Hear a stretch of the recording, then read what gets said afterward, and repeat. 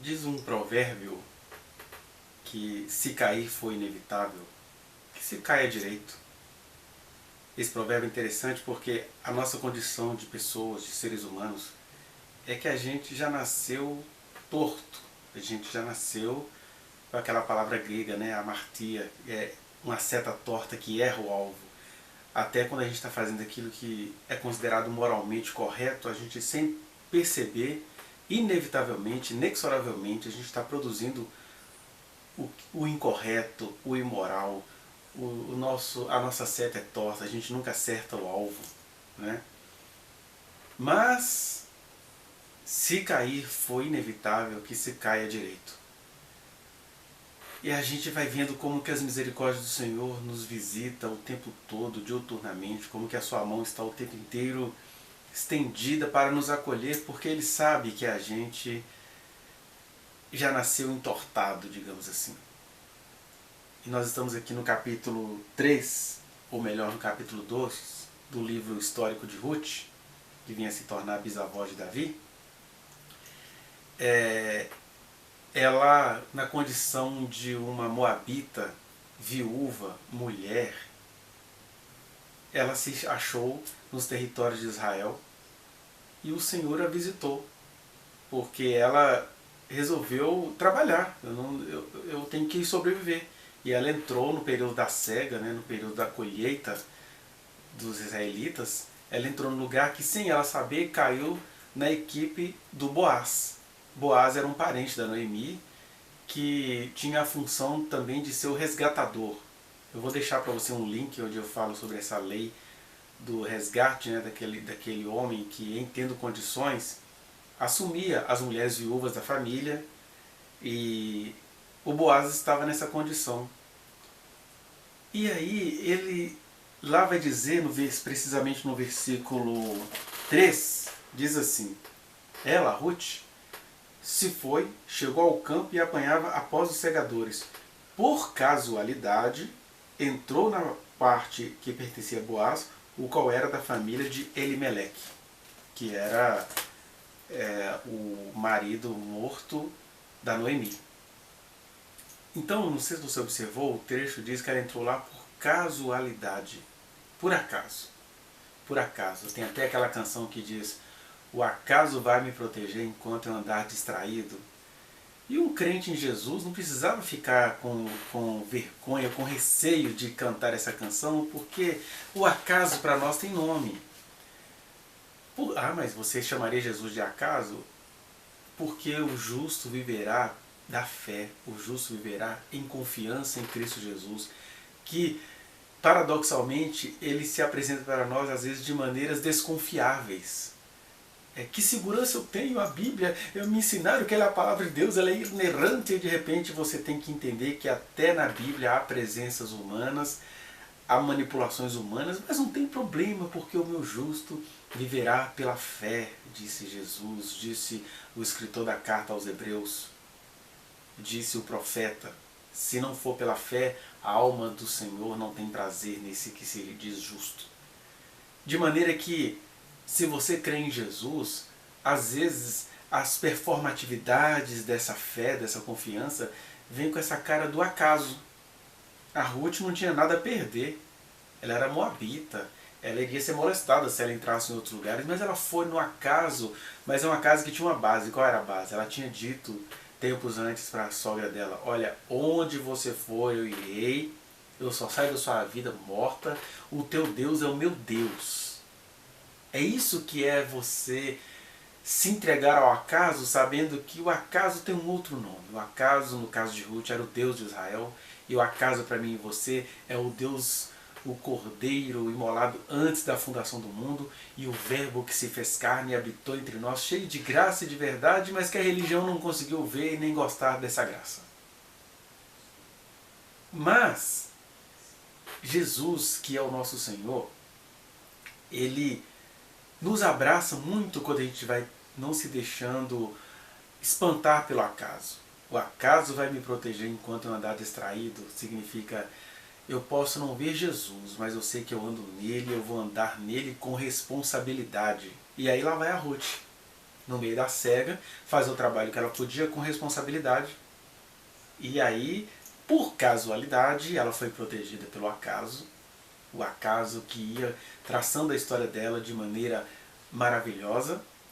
Aí o Boaz fala, quem que é essa moça aí? Eles falam, essa é a Moabita, que está morando com a Noemi e tal. Aí ele já, uau, ele bate os olhos nela. E aí ele pede às pessoas, olha o seguinte, trate bem essa moça, deixa umas espigas aí para ela também pegar. Na verdade ele se afeiçoou dela. É claro que isso tudo vai acontecer com o tempo, mas o que eu digo é o seguinte, o Senhor conhece o que está por trás do acaso da sua vida. A sua vida pode estar muito parecida com a de Ruth, não é verdade?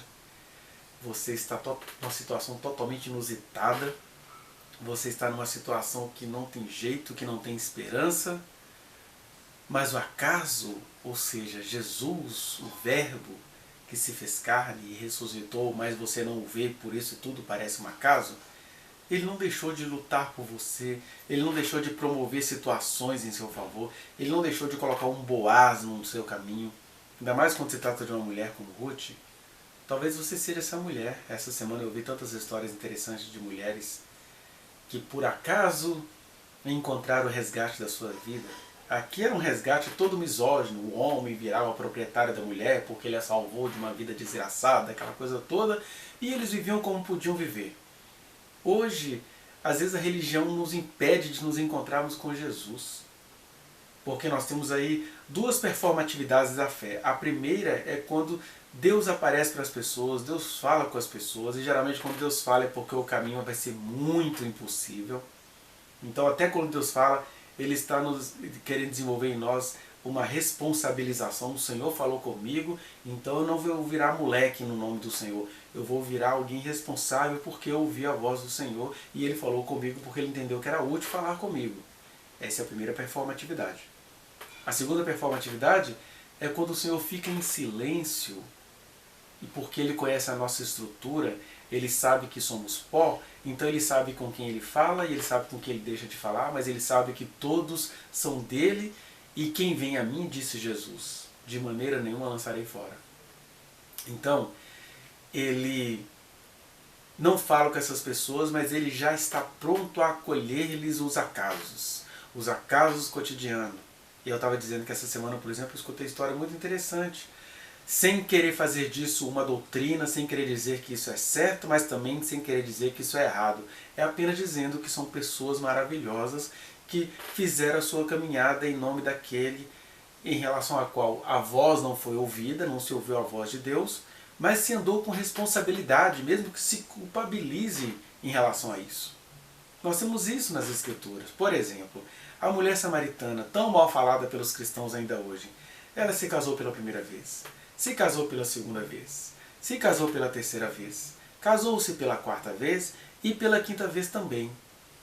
E aí as pessoas falam, nossa, era uma mulher de vida fácil. Não, ela era só uma sobrevivente aos acasos que lhe acometiam. Até que pela sexta vez ela falou, chega de casamento. Eu vou ficar com o rolo. E aí, nessa sucessão de acasos, sem aqui estar querendo pregar em favor de casamentos irresponsáveis, porque nem era o caso dela, ela era uma mulher responsável que vivia sendo jogada fora de muitos casamentos. E ela estava fazendo de tudo para não se tornar uma mulher adúltera. Então, no sexto ela ficou com um rolo até que um dia o acaso traz para ela Jesus de Nazaré, um homem na fonte de Jacó, e fala, mulher, você tem muita sede. Não quer dizer que é sede sexual, não. É a sede de vida. Você apostou em 5 casamentos, deu tudo errado.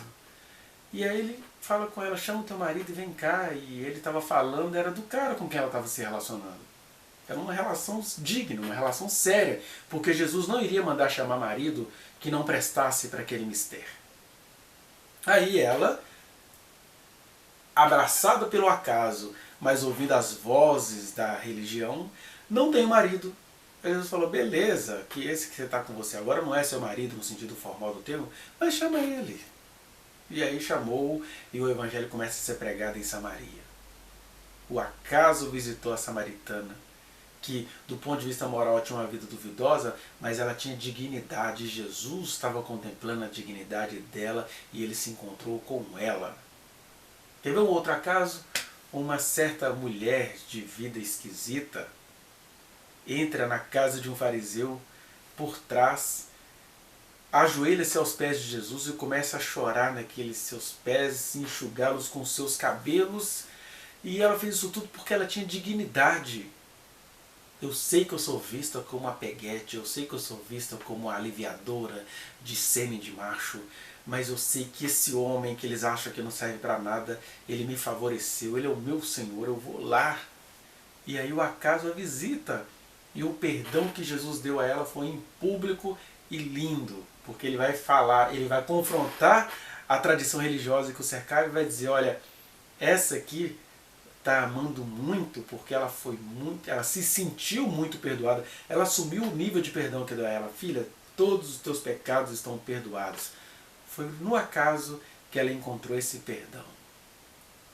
E a gente pode ver histórias do cotidiano que eu conheço uma situação de uma mulher que já não sabia o que fazer porque ela só se apaixonava por caras estranhos, até que um dia ela, por desespero, estava num baile funk. E aqui eu não estou pregando que ninguém faça isso, não estou pedindo para ninguém fazer isso, só estou te mostrando como que o Senhor nos surpreende no meio do acaso.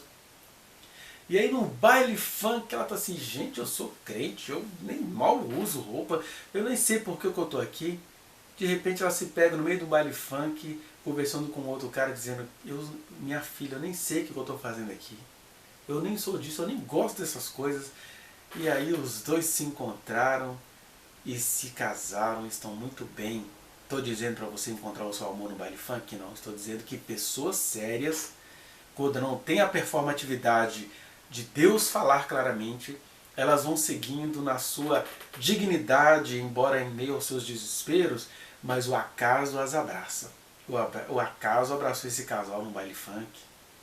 Você deve conhecer pessoas que, por mais que não concordem com essa moda de aplicativo de relacionamento, né, o mais famoso deles, o Tinder, mas aí a pessoa no desespero foi lá e de repente as pessoas se encontraram. Estou te dizendo que é para fazer assim? Não. O que eu estou te dizendo é que em meio ao seu desespero, o que eu disse no começo dessa palavra? Se cair foi inevitável, que se caia direito. Às vezes você está nessa situação inevitável, o cara saiu da sua vida, ela te largou e está debochando da sua cara, e você ficou desesperado, mas no meio do seu desespero, lembre-se, você pertence ao Senhor. Foi o que a Ruth fez. Eu estou desesperada, e o meu desespero é, Noemi, eu só saio da sua vida quando eu estiver morta, e o teu Deus é o meu Deus. E você pode, às vezes, no meio do seu desespero, falar assim, eu não sei o que está acontecendo comigo, mas por favor, vem comigo nesse desespero. Porque o acaso, ou melhor, o verbo que se fez carne vai te proteger. E foi isso que aconteceu com Ruth. Boaz não sabia de nada. Boaz sabia que tinha uma moabita digna por ali, mas ele não sabia que aquela moabita iria entrar na turma que estava cegando, que estava fazendo a cega dos seus produtos. E aí ele fala, quem é essa? Que moça cheia de graça. E aí a moça ficou mais cheia de graça ainda quando ele descobriu que ela é Ruth, porque olha o que se diz dela a Boaz. Ruth 2, versículo 11 diz, respondeu-lhe Boaz e disse, falando com ela já, bem me contaram tudo quanto fizeste a tua sogra depois da morte de teu marido, e como deixaste a teu pai, a tua mãe e a terra onde nasceste, e vieste para um povo que dantes não conhecias. O Senhor retribua o teu feito, e seja cumprida a tua recompensa do Senhor, Deus de Israel. E aí ele vai tratá-la com toda a graça, porque apesar da vida ser uma desgraça, e estar parecendo uma desgraça para você, tem gente boa de Deus no caminho, tem gente de Deus que está te esperando no meio do seu desespero para te acolher, né? Então, esse Boaz, e é um nome que na língua portuguesa, né, vem carregado dessa palavra, ele era um cara bem Boaz, né? Ele era um cara bom, bom e assaz, bom e benigno, como o Senhor. O Senhor é bom, assaz benigno, tardio em irar-se, cheio de misericórdia, e por vezes essa sua misericórdia te visita no meio do acaso. O que eu estou te dizendo é isso. De repente você é uma pessoa que está se sentindo tão perdida. Você fala assim, gente, como eu decaí? O que aconteceu comigo? Por que eu só fiz escolhas encabeçadas? Por que eu só fiz escolhas descabeceadas, melhor dizendo? Por que só entra na minha vida coisa ruim? Por que eu estou na minha e todo mundo olha para mim como se eu fosse a próxima criatura a ser usada até o fim? Mas se junto com isso você se lembrar que você crê no Senhor, comece a convidar o Senhor para sua casa. Senhor, eu não entendo nada da vida, eu não sei o que vai acontecer comigo, eu sei que eu creio em Ti, e em Ti eu vou ter coragem de descer as trevas, porque eu sei que o Senhor vem comigo, e alguma coisa nesse acaso está me esperando. Eu te incito a orar assim. Se você não está ouvindo a voz do Senhor, não pense que o Senhor não te ama. É a performatividade da graça dele. A graça dele é multiforme e ela, sobretudo, vai falando com a gente naquilo que a gente acha que ela não está sendo ativa, naquilo que a gente acha que ela não está falando, mas ela está falando na nossa caminhada, como esses exemplos que eu te dei. Então, assim como Deus colocou Boaz no caminho de Ruth, e como Deus colocou Ruth no caminho de Boaz, em diálogo com aquela circunstancialidade, Deus está colocando muitas joias e pérolas no seu caminho. Você só precisa abrir os olhos. Mas se você não consegue abrir os olhos, não tem problema. O justo do Senhor viverá pela fé. Então você pode dizer, Senhor, eu não consigo entender nada, eu não sei o que é que me aguarda, mas eu sei que eu estou em Ti. Eu fico olhando as minhas duas cachorras, eu passeio com elas, né? Uma se chama Branca e ela é branca, e outra se chama Preta e ela é preta. E eu fico olhando assim, gente, como elas confiam em mim, né? Porque onde eu vou elas vão, e elas fazem as suas peripécias, mas estão sempre olhando para ver onde eu estou. Se um crente fosse assim com Jesus, já estava era bom, viu? Você não está entendendo nada? Você não está tendo revelação nenhuma? Você não sabe qual é o seu futuro? Às vezes é até para você deixar de ter esse espírito de bruxo. Ah, eu preciso saber do meu futuro. Não, vocês têm que fazer igual as minhas duas cachorras, a preta e a branca. Elas não sabem do futuro, elas não sabem de nada. Elas só sabem que eu estou na área.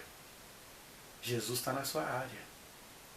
O Deus de Boaz, o Deus de Ruth, o Deus de Noemi está na sua área, fazendo o acaso te proteger, até que você dê bem de cara com Ele e a sua consciência se desperte e você descubra que estava tudo aí. E não fique com raiva do que você não viu. Fique apenas feliz do que você vai passar a ver. Que o Senhor te abençoe.